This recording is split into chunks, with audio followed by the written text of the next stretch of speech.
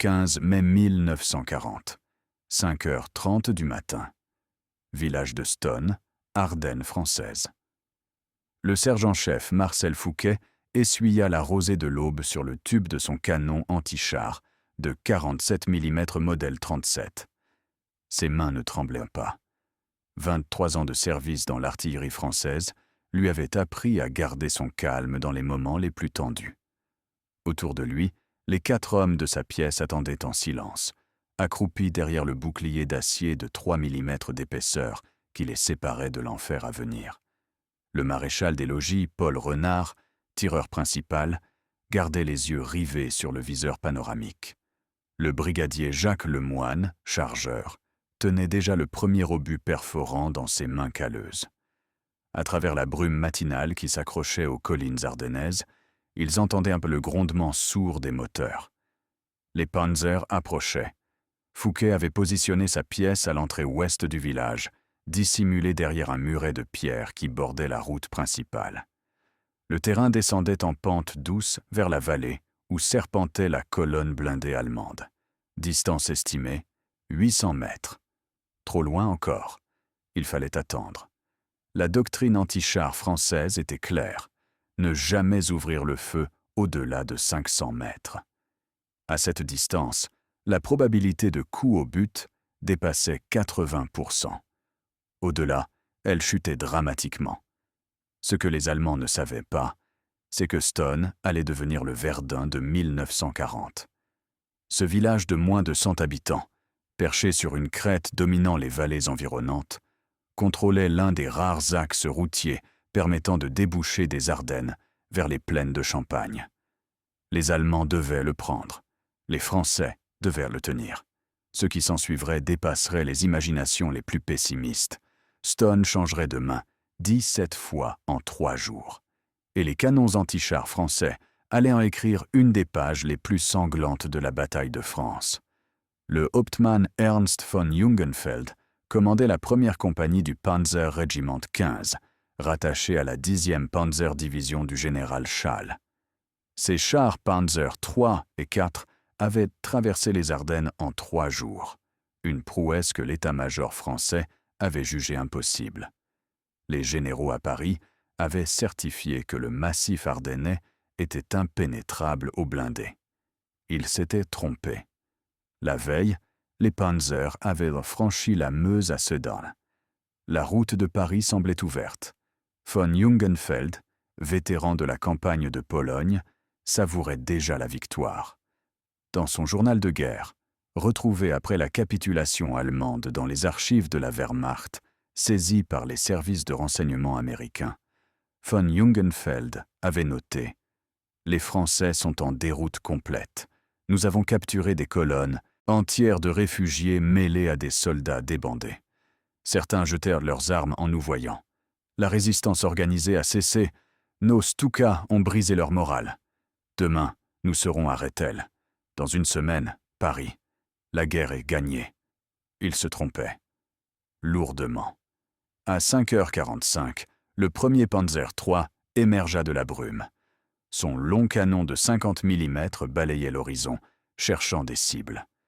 Puis, un deuxième char apparut. Puis, un troisième. Puis, un quatrième. Fouquet comptait silencieusement, ses lèvres formant les chiffres sans émettre un son. 8 chars en colonne serrée, avançant avec l'assurance de conquérants qui ne craignent plus rien. Les équipages allemands avaient ouvert leurs trappes pour profiter de l'air frais du matin. Certains fumaient des cigarettes, leurs pieds dépassant des écoutilles. Ils ne prenaient même pas la peine de scruter le terrain. 700 mètres, 600, 500, 400, 350. Fouquet leva la main. Tous les regards se tournèrent vers lui. Puis sa main s'abaissa. Feu! Le canon de 47 cracha sa première obus perforant. Le projectile, pesant 1,6 kg, quitta le tube à 830 mètres par seconde. À cette distance, il pouvait percer 60 mm d'acier blindé. Le Panzer III de tête n'en possédait que 30 sur ses flancs. L'équation mathématique était brutalement simple. L'obus contre le blindage. Le métal contre le métal. La physique ne ment pas. L'obus frappa la tourelle juste sous le canon, exactement là où le tireur renard avait visé. Le char s'immobilisa instantanément, comme frappé par un poing géant. Un panache de fumée noire s'échappa de toutes les ouvertures. Puis les flammes. Le carburant s'était enflammé. Les munitions commencèrent à exploser à l'intérieur, projetant des gerbes d'étincelles par les fentes de vision. Aucun membre d'équipage n'en sortit. 5 hommes venaient de mourir en une seconde. Le deuxième obus était déjà dans la culasse, avant que les Allemands comprennent ce qui se passait. Le moine avait rechargé avec la précision d'un automate, ses gestes répétés des milliers de fois à l'entraînement. Le deuxième projectile quitta le tube 4 secondes après le premier. Il frappa le deuxième Panzer au niveau des chenilles, la partie la plus vulnérable de tout blindé. Le barbotin se désintégra sous l'impact. Le char pivota violemment sur lui-même avant de s'arrêter, bloquant la route étroite. L'équipage, assommé par le choc, tenta de s'extraire. Ils ne réussirent jamais. Le troisième char, tentant de contourner l'épave, exposa son flanc. Le troisième obus le cueillit en plein milieu. L'explosion interne projeta la tourelle de plusieurs mètres. En moins de 2 minutes, 3 Panzers étaient hors de combat. 20 tonnes d'acier et de feu chacun, transformés en cercueils pour leurs équipages. Les 5 chars restants tentèrent de se disperser dans les champs adjacents, mais la terre meuble des Ardennes, gorgée des pluies de printemps, ralentissait leur mouvement. Leurs chenilles patinaient dans la boue, les forçant à s'exposer plus longtemps aux tirs français. Fouquet et ses hommes tirèrent méthodiquement, coup après coup, avec la régularité d'un métronome mortel. Chaque obus trouvait sa cible ou passait si près que les équipages allemands plongeaient dans leurs chars, fermant les trappes, se privant de toute visibilité. Ils tiraient à l'aveugle, leurs obus explosant dans les champs déserts ou s'écrasant contre le muret derrière lequel les Français s'abritaient. 6 minutes plus tard, la dotation initiale de 40 obus était épuisée. Le résultat dépassait toutes les espérances. 6 chars détruits, 2 endommagés. Une seule pièce anti-char. 30 hommes d'équipage allemand hors de combat. La colonne blindée qui devait ouvrir la route de Stone n'existait plus. Le témoignage du Gefreiter Wilhelm Dortmann, radio du Panzer numéro 4 qui survécut miraculeusement à l'embuscade, fut recueilli par les services de renseignement américains en 1945, dans le cadre des interrogatoires systématiques des prisonniers de guerre allemands. Nous pensions que les Français avaient abandonné le village. Nos éclaireurs n'avaient signalé aucune présence ennemie. Nos officiers nous avaient dit que leur armée s'était effondrée, que nous ne rencontrerions que des traînards démoralisés. Quand le premier char a explosé, nous avons cru à une mine, une erreur de navigation peut-être. Puis le deuxième, puis le troisième. En quelques secondes, 3 de nos chars brûlaient sur la route. Nous n'avons jamais vu le canon qui nous tirait dessus. Les obus arrivaient avec une précision terrifiante, comme si quelqu'un les guidait directement vers nous. Mon commandant a hurlé de faire marche arrière, mais la route était bloquée par les épaves. Notre char a été touché avant même de pouvoir pivoter. L'obus a traversé le blindage comme s'il n'existait pas. J'ai été projeté contre la paroi. Quand j'ai repris conscience, j'étais le seul survivant de mon équipage. Les autres étaient morts, sur le coup, ou brûlés vifs. Je suis sorti en rampant par l'écoutille de secours. Je n'ai jamais oublié l'odeur de cette matinée. Ce que Dortmann ignorait, c'est que le sergent-chef Fouquet n'était pas seul. 3 autres pièces de 47 mm étaient positionnées autour de Stone, formant un dispositif défensif en triangle que les manuels d'artillerie appelaient le piège à char. Chaque pièce couvrait les angles morts des autres. Chaque pièce pouvait concentrer son feu sur une zone de mort où aucun blindé ne pouvait survivre. Les Allemands allèrent découvrir ce dispositif tout au long de cette journée sanglante. Le canon anti-char français de 47 mm Masseter 6A modèle 37 représentait ce que l'industrie française avait produit de mieux en matière d'armement anti-char. Conçu par l'atelier de Puteaux, le célèbre APX, à partir de 1934, il était entré en service seulement 2 ans avant la guerre. Son développement avait été retardé par les restrictions budgétaires de l'entre-deux-guerres, ces années où les gouvernements successifs avaient cru que la Grande Guerre serait vraiment la dernière. Quand le danger allemand était redevenu évident, il était presque trop tard. Mais l'arme elle-même était remarquable. Sa cadence de tir de 15 à 20 coups par minute, avec un équipage bien entraîné, sa précision exceptionnelle jusqu'à 1000 mètres grâce à son système de visée optique de haute qualité, et sa capacité de perforation en faisait l'égal, voire le supérieur, de tout ce que les Allemands possédaient. Le Pak 36 allemand, leur canon anti-char standard, ne tirait que des obus de 37 mm avec une perforation inférieure. Les équipages allemands l'avaient surnommé le « heurtoir de porte », tant il était inefficace contre les chars français. Les chiffres techniques parlaient d'eux-mêmes. À 500 mètres, l'obus perforant du 47 pouvait traverser 52 mm d'acier, incliné à 30 degrés. Le blindage frontal du Panzer III, le char moyen standard de la Wehrmacht, ne dépassait pas 30 mm. Même le Panzer IV, avec ses 50 mm frontaux sur les versions les plus récentes, restait vulnérable aux tirs bien placés. Seul le char lourd B1 bis français et, du côté allemand, aucun char en service ne pouvait résister à un tir direct. Le problème n'était pas la qualité de l'arme, c'était la quantité. En mai 1940, l'armée française ne disposait que d'environ 1000 de ces canons pour défendre tout le front, du Rhin à la mer du Nord. Les divisions d'infanterie en recevaient en moyenne 12 pièces chacune, réparties entre les régiments. Face aux 2500 chars allemands engagés dans l'offensive, c'était dramatiquement insuffisant. Un canon pour 2 chars et demi. L'équation était perdante d'avance. Mais là où ces canons étaient présents, là où ils étaient servis par des hommes comme le sergent-chef Fouquet, ils faisaient des ravages. Les Panzers la prendraient dans le sang. 3 jours avant l'enfer de Stonne, le 12 mai 1940, une autre bataille avait commencé à révéler aux Allemands que la victoire ne serait pas aussi facile qu'ils l'imaginaient. Cette bataille allait transformer une plaine agricole belge en un des plus grands cimetières de chars de la Seconde Guerre mondiale. La plaine de Hanout s'étend entre Liège et Bruxelles, une mer de champs de betteraves et de blé coupée par de petites routes de campagne. Terrain plat, visibilité excellente, sol ferme au printemps. Pour les tacticiens, c'était le terrain idéal pour une bataille de chars. Pour les artilleurs anti-chars, c'était un champ de tir parfait. Le corps de cavalerie français du général René Prioux avait reçu l'ordre de ralentir l'avance allemande le temps que le gros des forces alliées prennent position sur la ligne d'Eil.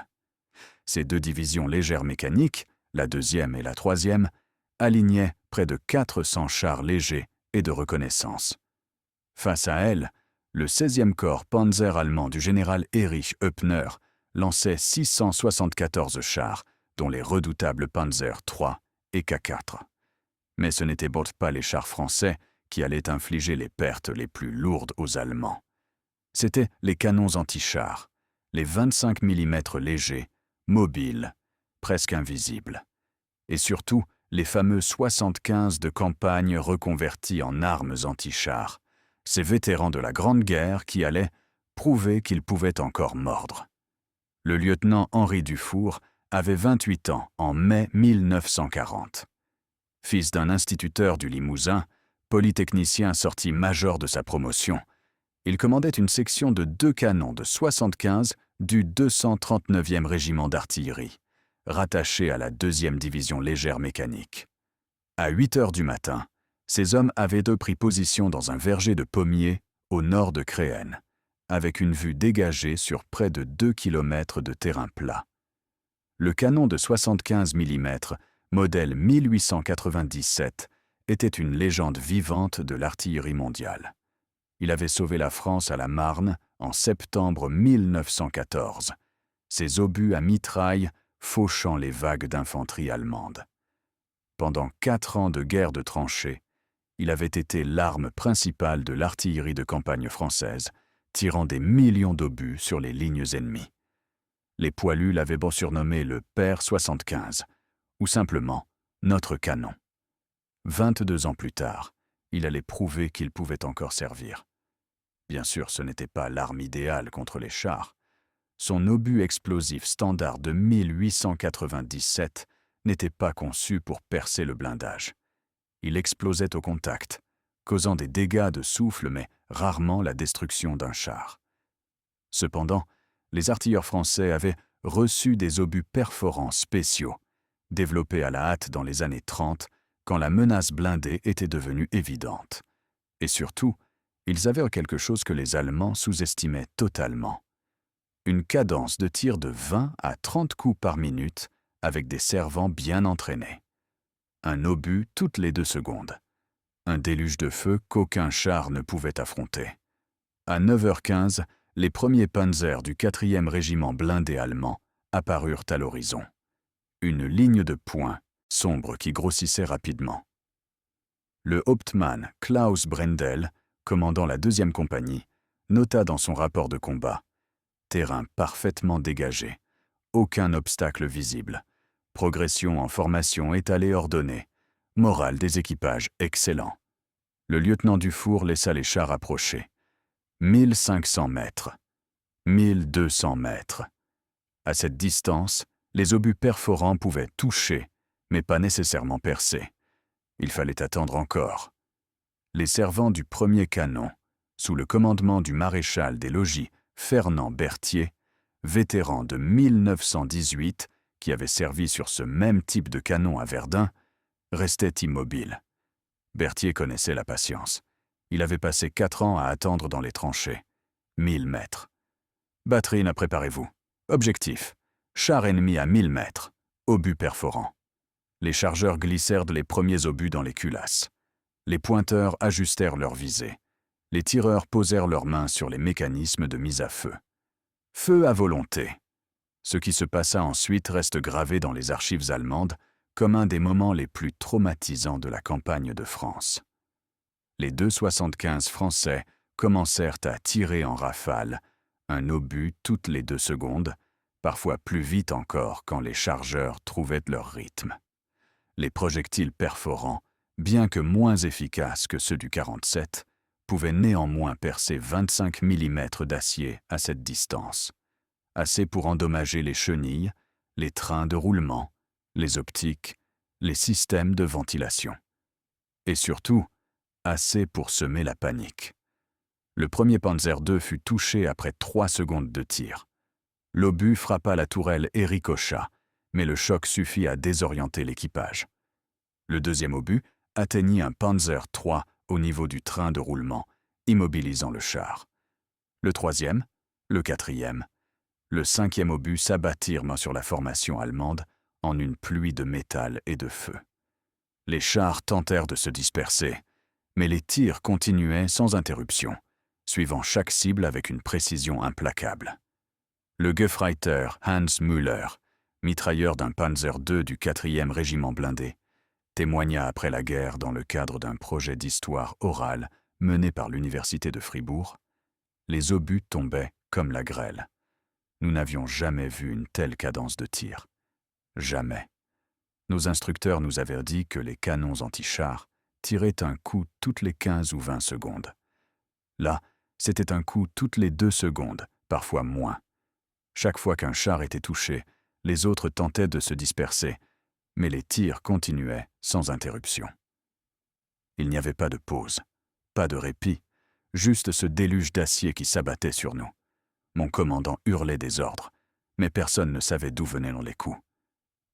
Les Français tiraient depuis des positions parfaitement camouflées dans les arbres. Nous ne voyions que les éclairs des départs de coups.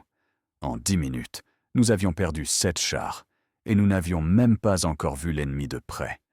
C'était comme se battre contre des fantômes armés de marteaux.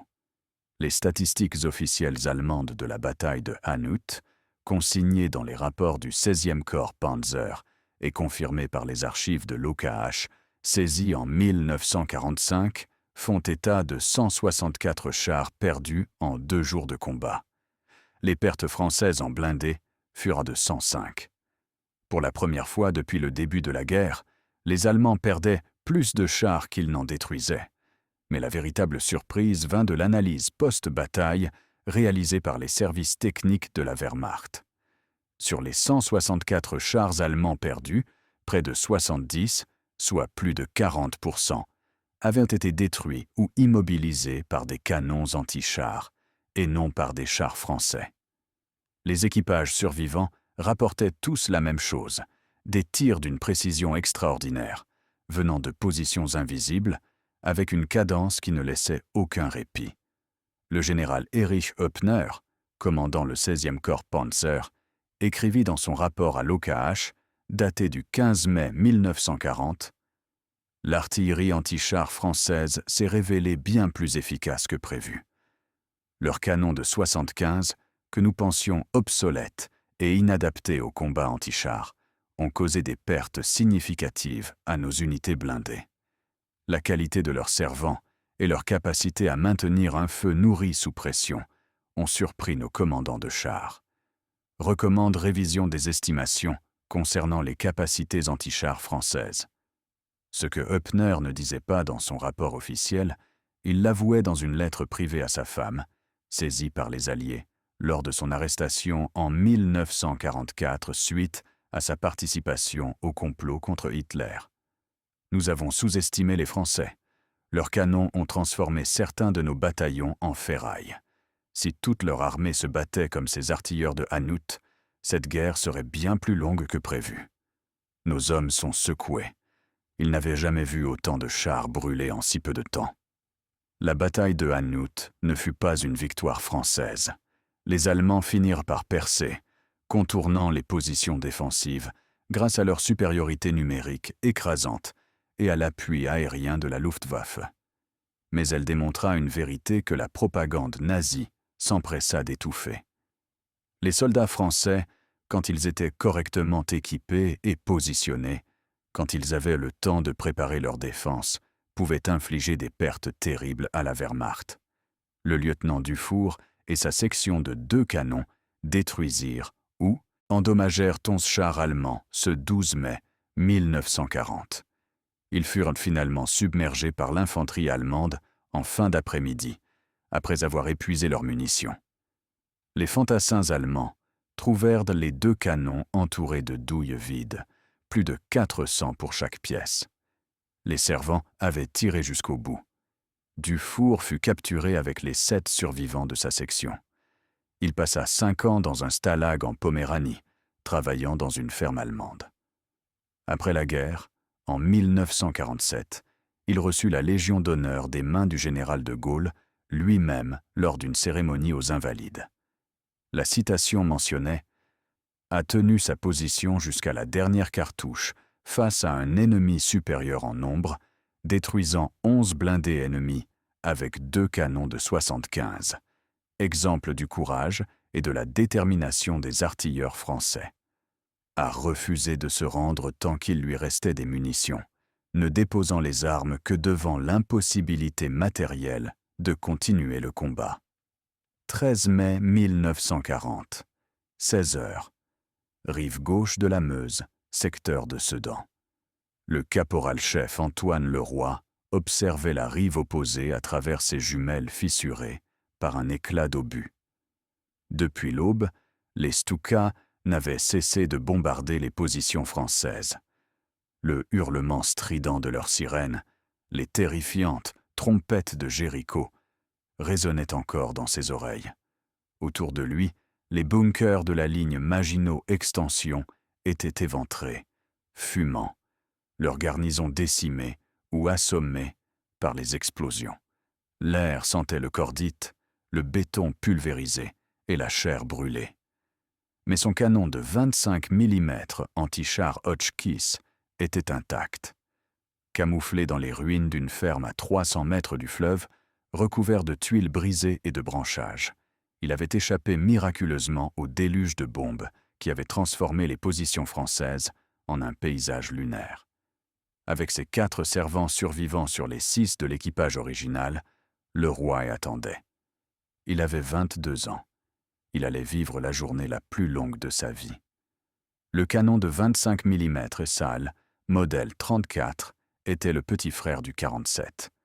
Plus léger, seulement 480 kg en batterie, il pouvait être déplacé par 4 hommes robustes. Sa perforation était moindre, seulement 37 mm à 400 mètres de distance, mais contre les panzers légers de reconnaissance et les véhicules blindés de transport de troupes, il restait redoutablement efficace. Et surtout, il était mobile. Là où les canons plus lourds devaient rester en position fixe, le 25 pouvait être déplacé rapidement d'un emplacement à l'autre, frappant et disparaissant avant que l'ennemi ne réagisse. À 16h30, les premiers canons pneumatiques allemands apparurent sur la Meuse. L'infanterie du Großdeutschland Régiment, l'unité d'élite de la Wehrmacht composée de volontaires triés sur le volet, commençait la traversée. Le roi les regardait pagayer frénétiquement, leurs casques brillant au soleil de l'après-midi. Il aurait pu ouvrir le feu. Ces balles de 25 mm auraient déchiqueté les canaux comme du papier. Mais ce n'était pas l'infanterie qu'il voulait. Il avait des ordres précis, attendre les blindés. À 17h, après 1 heure de travail acharné sous le feu sporadique des défenseurs français survivants, le premier pont flottant fut achevé. Les pionniers allemands, véritables héros méconnus de la Wehrmacht, avaient assemblé les éléments préfabriqués en un temps record, et les blindés commencèrent à traverser. Les premiers véhicules étaient des Panzer II, les chars légers de reconnaissance de la Wehrmacht. Petits, rapides, faiblement blindés avec leurs 15 mm d'acier frontal, ils étaient conçus pour l'exploration et le harcèlement, pas pour le combat. Mais ils étaient les seuls assez légers pour traverser le pont de Fortune. Les Panzer III et IV, plus lourds, devraient attendre un pont plus solide. 15 mm de blindage. Le canon de 25 pouvait percer 37 mm à cette distance. L'équation était claire. Le roi laissa 2 chars traverser complètement et s'engager sur la route menant à Sedan. Ils disparurent derrière un rideau d'arbres, pressés de rejoindre les fantassins qui avaient déjà établi une tête de pont.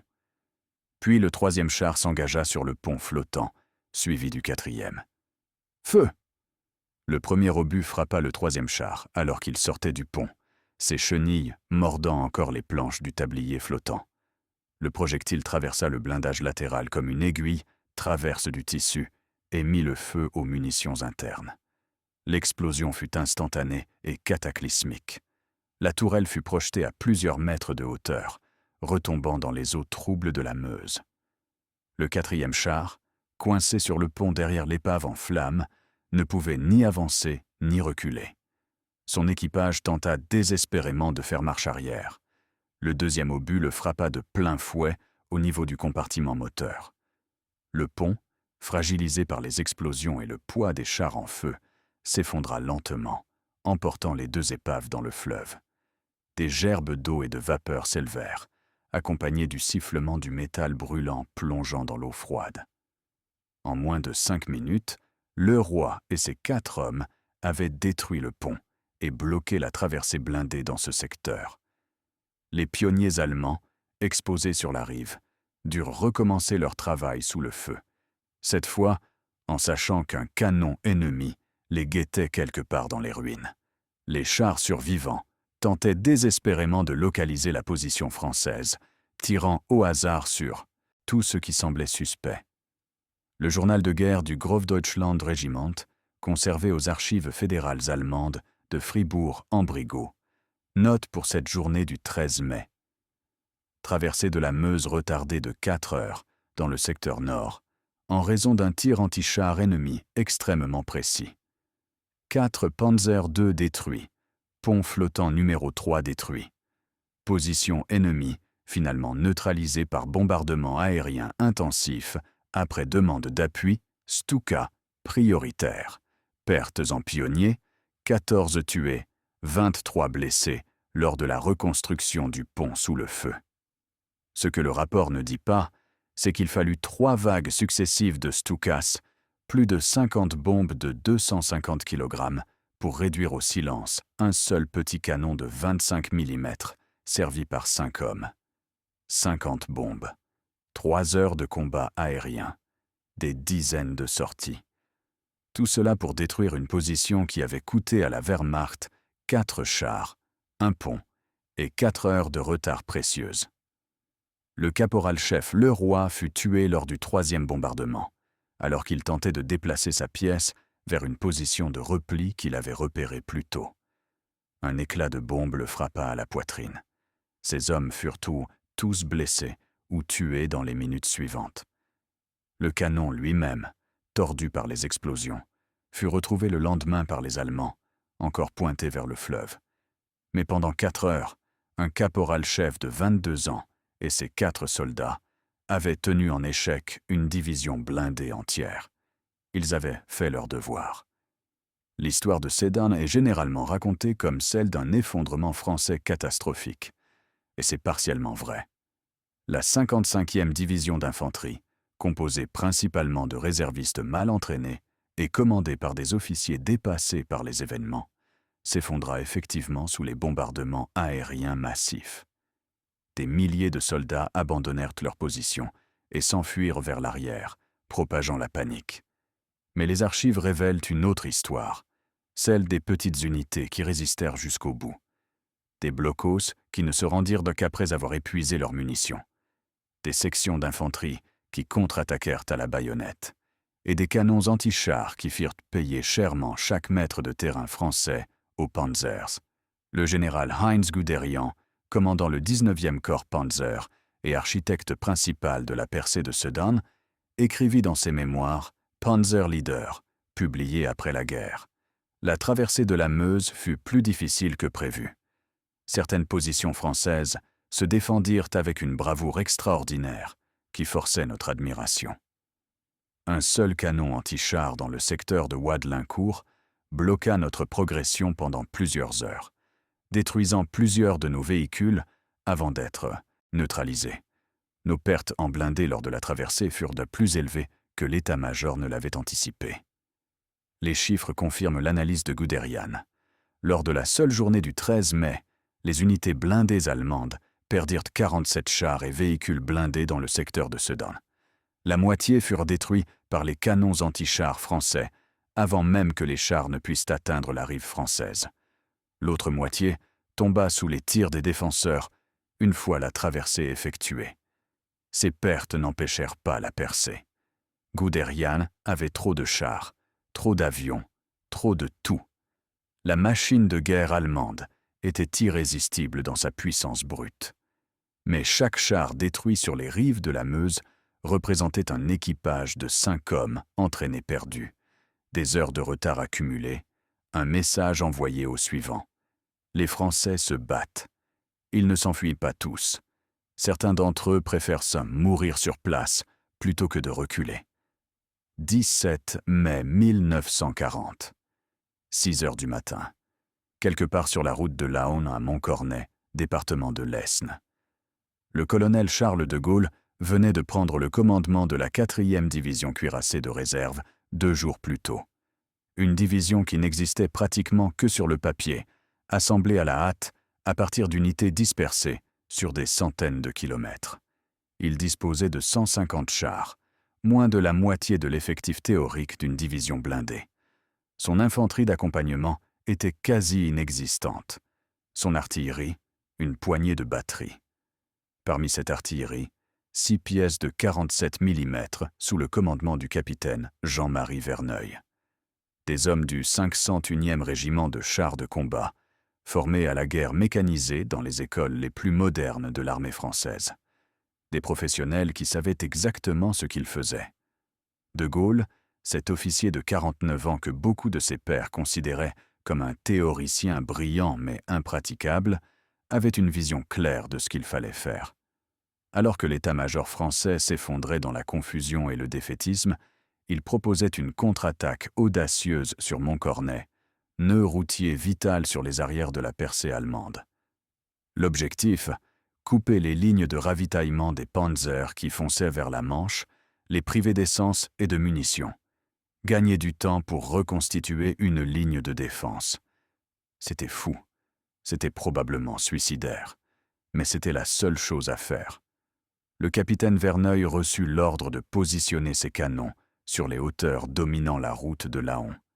Sa mission était claire, empêcher toute contre-attaque allemande pendant que les chars français frappaient Montcornet. Il devait tenir coûte que coûte, aussi longtemps qu'il le faudrait. À 11 heures du matin, les chars de la 4e DCR entrèrent dans Montcornet, semant la panique dans les colonnes logistiques allemandes. Des camions de ravitaillement, des véhicules de commandement, des convois médicaux furent détruits par dizaines. Les Allemands, pris totalement par surprise, croyaient à une percée majeure. Des officiers d'état-major s'enfuirent en abandonnant leurs documents. Des dépôts de carburant furent incendiés. Pendant quelques heures, le chaos régna sur les arrières de la Wehrmacht. La réaction allemande ne tarda pas. Le Panzerregiment 36 de la 6e Panzerdivision fut dépêché en urgence pour contenir la menace française. 32 chars, dont 12 Panzer IV, les plus puissants blindés allemands de l'époque, foncèrent vers Montcornet par la route de Laon à une vitesse folle, soulevant des nuages de poussière. Ils tombèrent directement dans l'embuscade du capitaine Verneuil. Les 6 canons de 47 étaient positionnés en échelon sur un front de 800 mètres, chaque pièce couvrant les angles morts des autres. Les servants avaient creusé des emplacements dans la nuit, camouflés par des branchages coupés et des filets de camouflage tirés des réserves d'une unité de DCA. À 800 mètres, les chars allemands ne pouvaient pas les voir. Les canons semblaient en faire partie du paysage, des bosquets parmi les bosquets, des ombres parmi les ombres. Le premier Panzer IV de la colonne fut touché à 500 mètres exactement. L'obus perforant traversa le blindage latéral de 50 mm et déclencha un incendie interne qui se propagea aux réserves de munitions. Le char explosa, projetant sa tourelle à 10 mètres de hauteur et bloquant la route de ses débris enflammés. Les chars suivants tentèrent de se déployer dans les champs adjacents pour contourner l'obstacle, mais le terrain vallonné des collines de l'Aisne, avec ses pentes douces et ses creux traîtres, les forçait à exposer leurs flancs vulnérables aux tirs français. En 20 minutes de combat acharné, les 6 canons français détruisirent ou immobilisèrent 11 chars allemands. Les rapports de combat allemands, retrouvés dans les archives de la 6e Panzerdivision, mentionnent une concentration d'artillerie anti-chars inattendue et extrêmement efficace qui a brisé notre contre-attaque. En réalité, c'étaient 6 tubes de 47 mm servis par 30 hommes déterminés. L'Oberst Werner Kempf, commandant le Panzerregiment 36, ordonna le repli.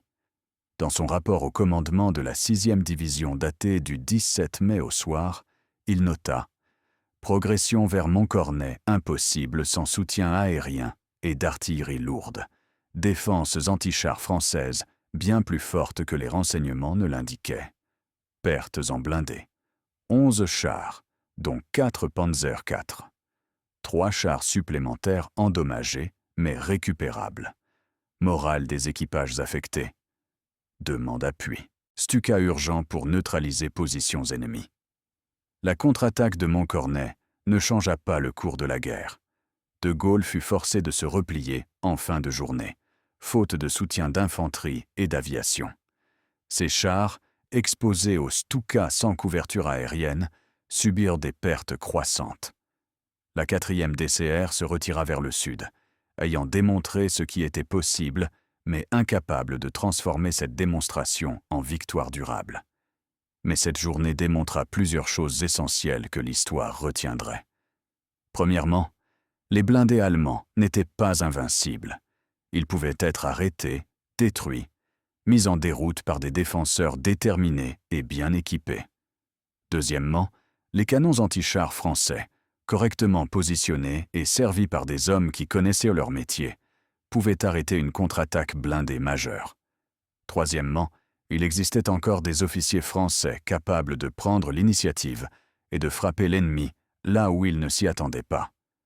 Le capitaine Verneuil fut décoré de la Croix de guerre, avec palme pour son action à Montcornet. Sa citation, signée par le général Weygand lui-même, disait « a détruit 11 chars ennemis avec 6 pièces de 47 mm, brisant une contre-attaque blindée qui menaçait gravement notre manœuvre offensive. A maintenu sa position sous un feu intense, refusant de se replier avant d'avoir épuisé ses munitions. Modèle d'audace, de sang-froid et de maîtrise technique. » Verneuil survécut à la guerre. Il commanda un groupe d'artillerie de la 2e division blindée lors de la libération de Paris en août 1944, entrant dans la capitale avec les premiers chars de Leclerc. Lors d'une interview donnée en 1965 au magazine Historia pour le 25e anniversaire de la campagne de France, il se souvenait « Ce jour-là, à Montcornet, nous avons prouvé que les Allemands pouvaient être battus. Pas en rase campagne, non. Pas dans une guerre de mouvement où ils avaient tous les avantages. La supériorité aérienne, la supériorité numérique, l'initiative stratégique. Mais dans une embuscade bien préparée, avec les bons hommes aux bons endroits, avec des canons bien positionnés et bien camouflés. Nos 47 mm étaient excellents, vraiment excellents. Ils perçaient tout ce que les Allemands avaient. Le problème, c'est que nous n'en avions pas assez, et pas assez de temps pour apprendre à les utiliser correctement.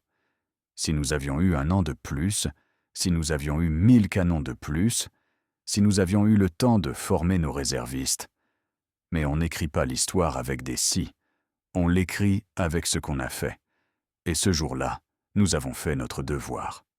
Les archives militaires allemandes, saisies par les forces alliées en 1945 et aujourd'hui conservées aux archives fédérales de Koblenz et au National Archives de Washington, révèlent une image de la campagne de France très différente de celle propagée par la propagande nazie de l'époque et perpétuée par une certaine historiographie paresseuse.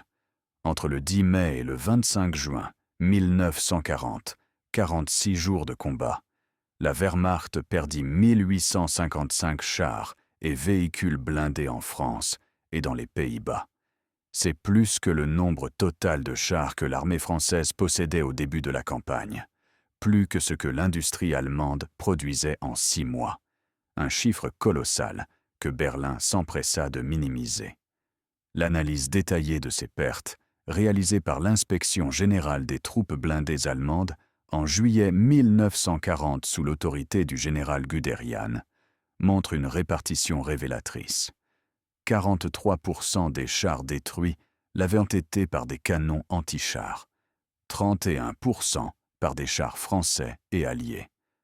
Le reste, 26%, par diverses causes, mines anti-chars, accidents mécaniques, enlisement, destruction par les équipages pour éviter la capture, bombardement aérien allié. 43%.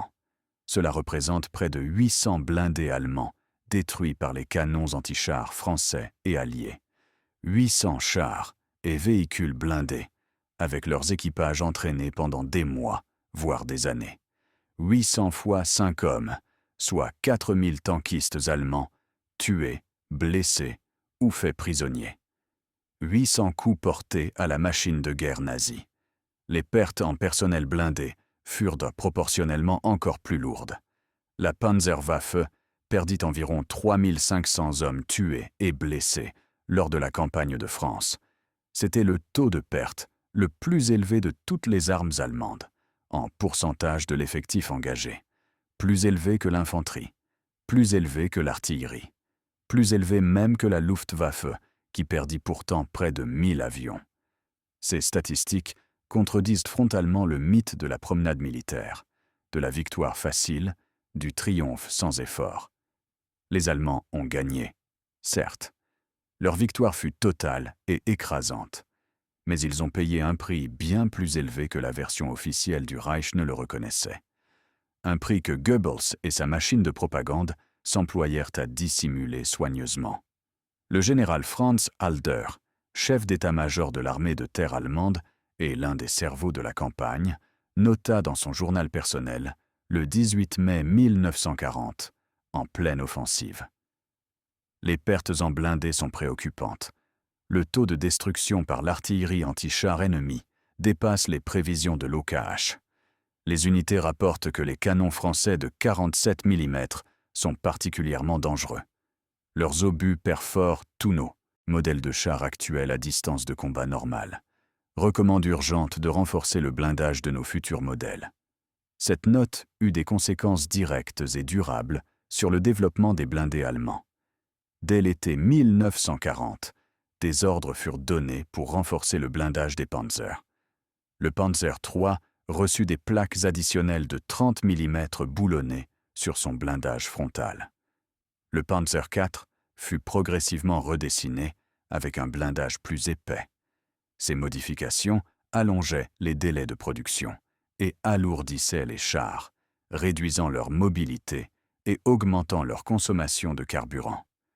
Mais les leçons françaises avaient été apprises dans le sang. Ironiquement, les Allemands apprécièrent tellement le canon de 47 mm français qu'ils en récupérèrent tous les exemplaires qu'ils purent trouver après l'armistice. Rebaptisé 4,700 mm PAC 181 F, le F signifiant Französisch, français, il fut intégré à l'arsenal de la Wehrmacht et utilisé sur tous les fronts. Des rapports allemands de 1941 et 42 mentionnent son emploi efficace contre les chars légers soviétiques T-26 et BT-7 sur le front de l'Est. Certains furent même montés sur des châssis allemands pour créer des chasseurs de chars improvisés. Le 75 français connut une destinée similaire. Reconverti officiellement en arme anti-char sous la désignation 7,5 cm FK 231 F, il servit dans les divisions d'infanterie allemandes jusqu'en 1943, voire au-delà dans certaines unités. Sa cadence de tir exceptionnelle, cette capacité à cracher 20 à 30 obus par minute qui avait terrorisé les équipages de Panzer à Nuth, en faisait une arme appréciée des artilleurs allemands confrontés aux vagues de blindés soviétiques. Ces réemplois massifs constituent peut-être le plus grand hommage que les Allemands pouvaient rendre aux armes françaises. On n'utilise pas les équipements de l'ennemi s'ils sont médiocres. On ne prend pas la peine de les cataloguer, de les intégrer à sa logistique, de former des équipages à leur emploi s'ils ne valent rien.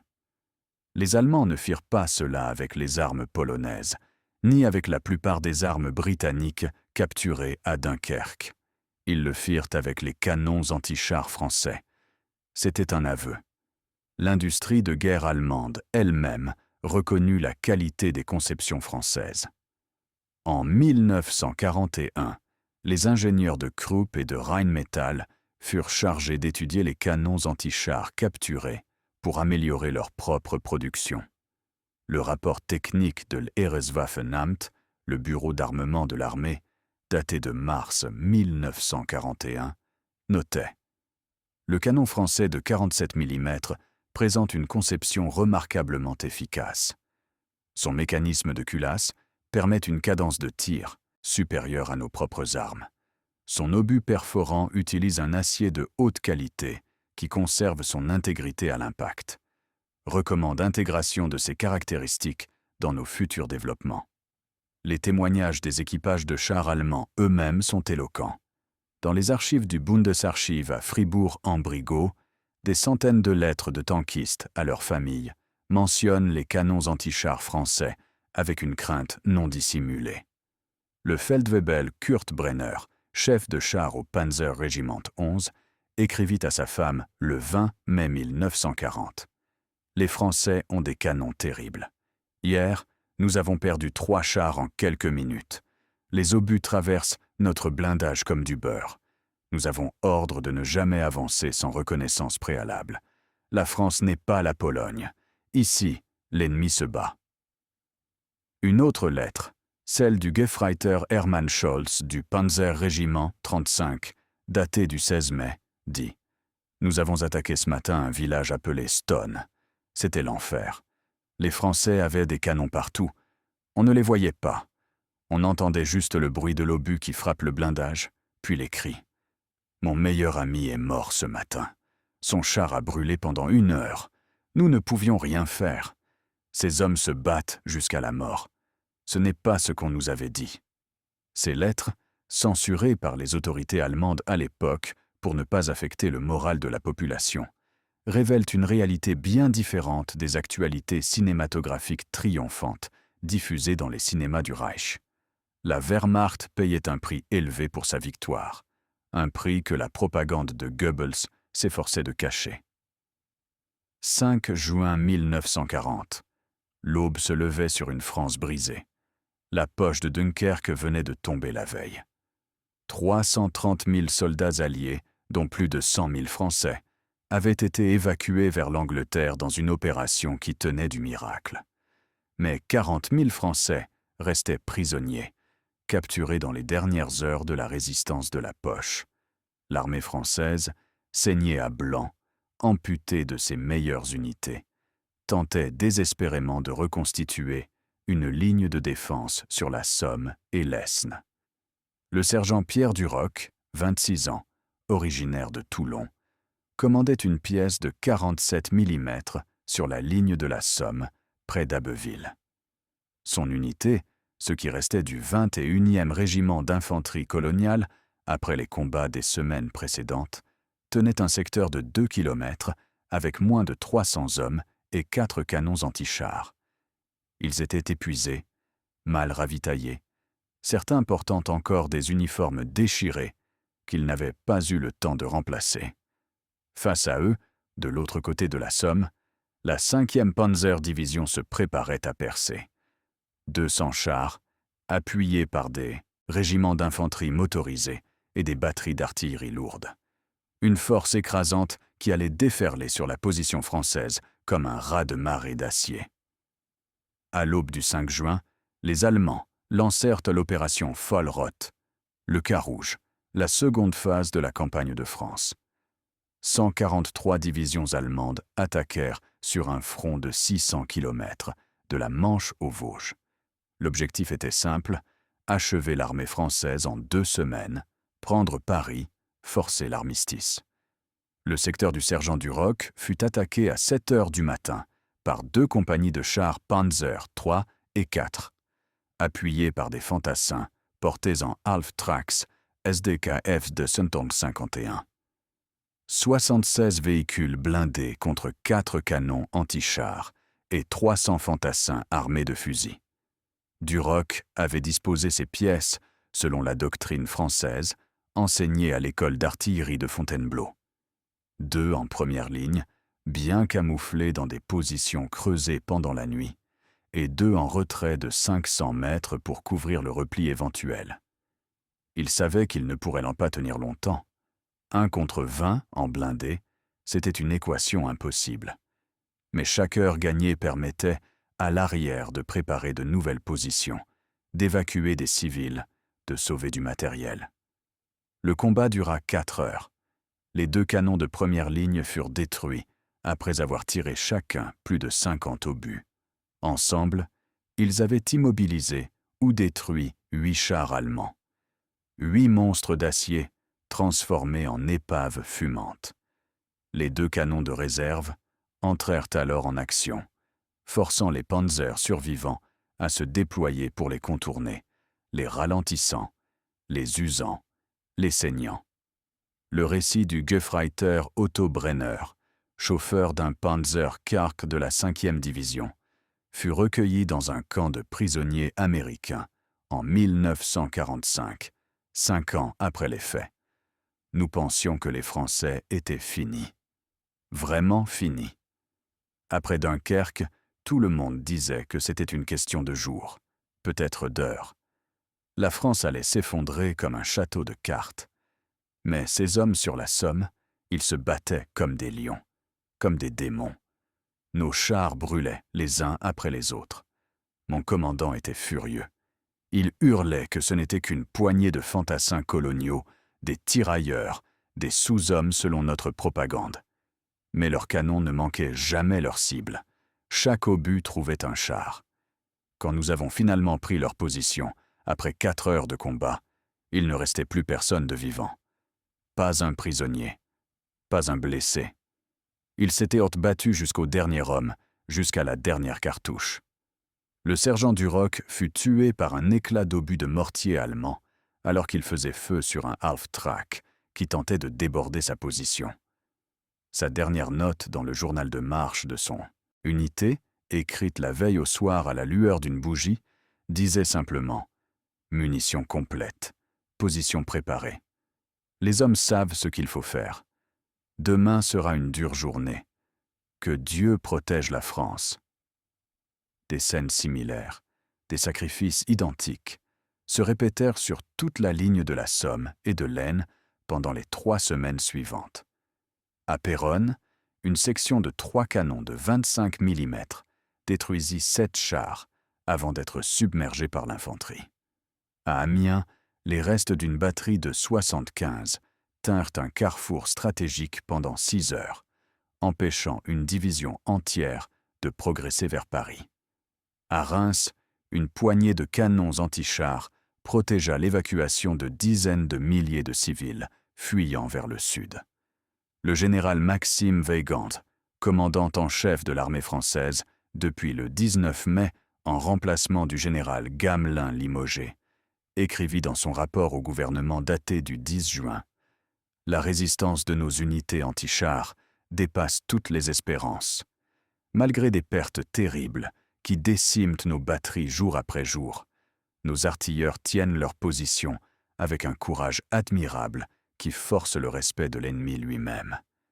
Ils infligent des pertes significatives aux formations blindées allemandes et ralentissent leur progression. Malheureusement, leur héroïsme individuel et collectif ne peut compenser notre infériorité numérique écrasante et l'absence totale de couverture aérienne. Entre le 5 et le 22 juin 1940, l'armée française perdit plus de la moitié de ses effectifs restants. Près d'1 million d'hommes furent faits prisonniers. Des divisions entières se rendirent, encerclées, à court de munitions, abandonnées par un commandement dépassé par les événements. Mais d'autres continuèrent de se battre jusqu'à l'armistice, et même au-delà pour certaines unités qui n'avaient pas reçu l'ordre de cesser le feu. Les statistiques allemandes pour cette période, la plus meurtrière de la campagne en termes relatifs, montrent la destruction de 450 chars et véhicules blindés supplémentaires, plus de la moitié par des canons antichars. Les artilleurs français, ceux qu'on avait dit en déroute, continuèrent de faire payer le prix du sang aux panzers. L'armistice du 22 juin 1940, signé dans le wagon de Retonde, où l'Allemagne avait capitulé 22 ans plus tôt, mit fin au combat en France métropolitaine. Pour Hitler, c'était la revanche suprême. Pour les soldats français, c'était la fin d'un cauchemar de 6 semaines et le début d'un autre qui durerait 4 ans. Mais l'histoire des artilleurs antichars français ne s'arrêta pas avec l'armistice. Elle continuait, sous d'autres formes, sur d'autres théâtres. Beaucoup furent faits prisonniers. Près d'1 800 000 soldats français passèrent la guerre dans des camps allemands, les fameux Stalag et Oflag dispersés à travers le Reich. Parmi eux, des milliers d'artilleurs dont l'expertise avait fait trembler les panzers. Ils passèrent 5 ans derrière les barbelés, à attendre la libération, à résister à leur manière par le sabotage, l'évasion, le maintien de leur dignité. D'autres rejoignirent la France libre. Le général de Gaulle, qui avait vu de ses propres yeux l'efficacité des canons antichars à Montcornet, insista personnellement pour que ces forces françaises libres soient dotées de la meilleure artillerie antichars disponible. Les régiments français, combattant en Afrique du Nord à partir de 1942, puis en Italie en 1943 et en France en 1944, furent équipés de canons de 6 livres britanniques, puis de canons de 17 livres, les meilleurs antichars alliés de la guerre. Les leçons de mai-juin 1940 furent étudiées dans toutes les écoles militaires alliées. La doctrine française de l'embuscade antichar développé dans l'urgence et payé au prix du sang, devint la base des tactiques anti-chars britanniques et américaines pour le reste de la guerre. Les manuels d'instruction citaient explicitement les combats de Hanut, de Stone, de la Somme, comme des exemples à suivre. Le manuel d'instruction anti-chars de l'armée britannique de 1942, le Training Memorandum on Anti-Tank Defense, mentionnait explicitement dans son introduction: l'expérience française de 1940 démontre de manière irréfutable qu'une position anti-char bien camouflée, servie par des hommes déterminés et compétents, peut détruire plusieurs fois son poids en blindés ennemis avant d'être neutralisée. Le choix judicieux du terrain, un camouflage parfait et une discipline de feu rigoureuse sont les clés du succès. Les artilleurs français ont prouvé qu'un seul canon bien servi peut arrêter une colonne blindée entière. Nos propres artilleurs doivent s'inspirer de leur exemple. Les Soviétiques, confrontés à l'invasion allemande en juin 1941, étudièrent également avec attention les rapports français transmis par leurs attachés militaires avant l'armistice. Leur doctrine de la défense anti-char en profondeur, les fameux pack-front qui briseraient les offensives allemandes à Koursk et ailleurs, reprenait de nombreux principes appliqués par les artilleurs français sur la Meuse et la Somme. Positions échelonnées, camouflage absolu, concentration des feux, sacrifice des positions avancées pour mieux frapper depuis l'arrière. Après la guerre, les historiens militaires allemands eux-mêmes reconnurent l'efficacité des défenses anti-chars françaises. Le général Heinz Guderian, dans ses mémoires Erinnerungen eines Soldaten, publié en 1952, écrivit avec une honnêteté qui l'honore: l'artillerie anti-chars française était excellente, tant par la qualité de son matériel que par celle de ses servants. Ces hommes étaient courageux et manifestement bien entraînés. Si les Français avaient possédé davantage de ces armes et les avaient concentrées au point critique au lieu de les disperser le long d'un front immense, la campagne aurait été bien plus coûteuse pour nous, peut-être même différente dans son issue. Le général Erich von Manstein, considéré par beaucoup comme le plus brillant tacticien de la Wehrmacht, fit une analyse similaire dans Verloren Siege, ses mémoires publiées en 1955. Les Français possédaient d'excellentes armes anti-chars, en particulier leurs canons de 47 mm, qui surpassaient notre PAC 36 en perforation et en portée. Le problème n'était pas leur équipement, mais leur doctrine d'emploi et leur déploiement.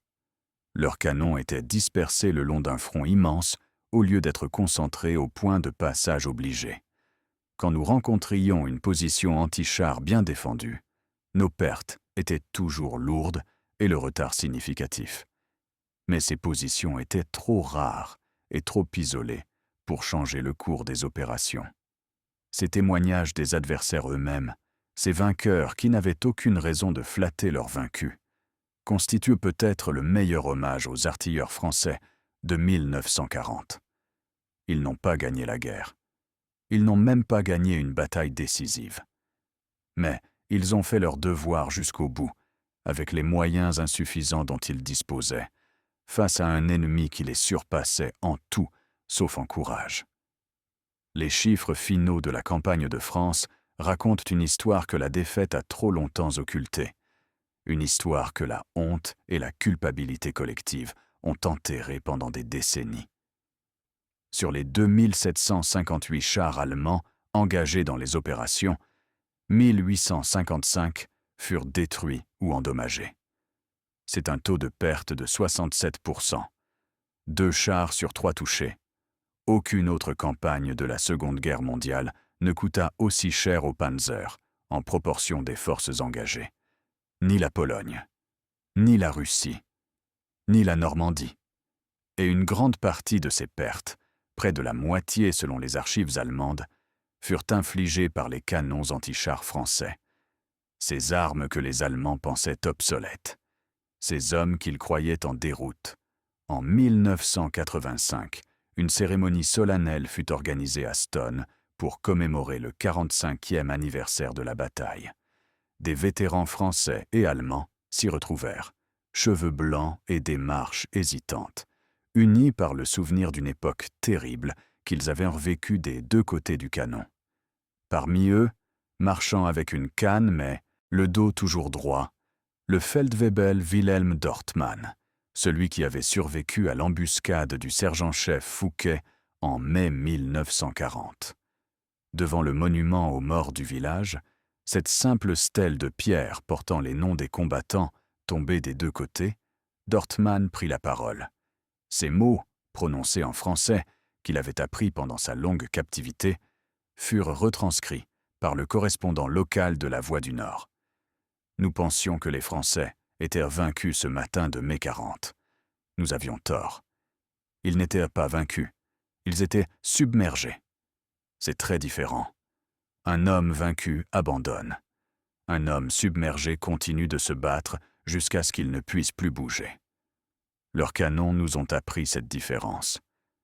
Je suis venu ici, 45 ans après, pour honorer des hommes courageux qui ont fait leur devoir jusqu'au bout, jusqu'à la mort pour beaucoup d'entre eux.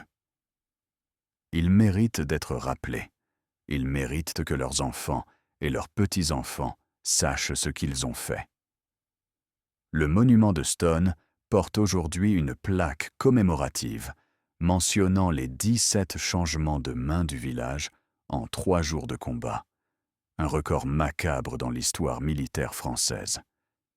Elle ne mentionne pas les statistiques des chars détruits. Elle ne mentionne pas les noms des artilleurs qui ont fait de ce lieu un enfer pour les panzers. Mais ceux qui connaissent l'histoire, ceux qui ont lu les archives et écouté les témoignages, savent. Les Allemands pensèrent les Français en déroute. Les canons anti-chars français ont rasé leurs chars. Et dans ce rasage, dans ce feu et ce sang, dans ces hommes qui ont tenu jusqu'à la mort derrière leurs boucliers d'acier, réside une vérité que la défaite ne peut effacer. La France de mai-juin 1940 s'est battue. Pas assez, c'est vrai. Pas assez bien, sans doute. Pas assez vite, certainement. Mais elle s'est battue. Et ses artilleurs anti-chars furent parmi les plus acharnés, les plus efficaces, les plus héroïques de ses combattants. Aujourd'hui, dans les musées militaires de France, à Saumur, aux Invalides, à Draguignan, quelques exemplaires de canons de 47 mm, modèle 37, dorment sous la poussière, dans des coins oubliés que les visiteurs ignorent. Les foules préfèrent les chars et les avions, ces machines spectaculaires qui attirent les regards et les flashs des appareils photo. Elles passent devant les petits canons trapus sans s'arrêter, sans savoir. Elles ne savent pas que ces modestes tubes d'acier furent les armes les plus efficaces de l'armée française en 1940. Elles ne savent pas que derrière leurs boucliers d'acier, des hommes comme le sergent-chef Fouquet, le lieutenant Dufour, le caporal-chef Leroy, le capitaine Verneuil et le sergent Duroc ont fait trembler la Panzerwaffe, cette arme blindée que le monde entier croyait invincible. Elles ne savent pas que 800 chars allemands furent détruits par ces canons et leurs servants en 6 semaines de combat. 800 blindés, 4000 tankistes. Un coup terrible porté à la machine de guerre nazie. Maintenant, vous le savez, l'histoire des artilleurs anti-chars français de 1940 n'est pas une histoire de victoire. C'est une histoire de courage face à l'impossible, de devoir accompli jusqu'au sacrifice suprême, d'hommes qui, sachant qu'ils allaient probablement mourir, ont choisi de rester derrière leur canon et de faire payer le prix le plus élevé possible à l'ennemi. Ces hommes méritent d'être rappelés, non pas comme des vaincus, mais comme des combattants. Non pas comme des victimes, mais comme des soldats qui ont fait leur devoir face à l'histoire. Les Allemands pensaient les Français en déroute. Un projecteur anti-char français a rasé leurs chars. Et dans ce feu, dans ce sang, dans ce courage, réside une vérité que 80 ans d'historiographie n'ont pas su raconter avec la force qu'elle mérite. L'armée française de 1940 a perdu la guerre. Mais elle n'a jamais cessé de se battre, et ses canons anti-chars furent la preuve vivante, la preuve de fer et de feu, que même dans la défaite, l'honneur pouvait être préservé. Aux servants des 47 et des 75, aux artilleurs, des 25 et des canons de campagne reconvertis, à tous ceux qui ont fait face au Panzer avec courage et détermination, à tous ceux qui sont morts derrière leurs pièces, plutôt que de fuir. La France vous doit sa mémoire. Vous avez fait trembler les chars allemands. L'histoire, enfin, ne l'oubliera pas. Car c'est cela, finalement, l'héritage des artilleurs anti-chars français de 1940. Non pas une victoire, mais quelque chose de peut-être plus précieux encore. La preuve que le courage individuel et la compétence professionnelle peuvent faire la différence, même face à un ennemi écrasant. La preuve que des hommes ordinaires, des paysans et des ouvriers transformés en soldats peuvent accomplir des actes extraordinaires quand leur pays les appelle. La preuve que la France, même à genoux, ne s'est jamais couchée. 800 chars détruits, 4000 tankistes allemands hors de combat, 6 semaines de résistance acharnée. Voilà le bilan des canons anti-chars français. Un bilan que personne ne peut contester. Un bilan écrit dans le sang et l'acier. Un bilan qui mérite enfin d'être connu et reconnu.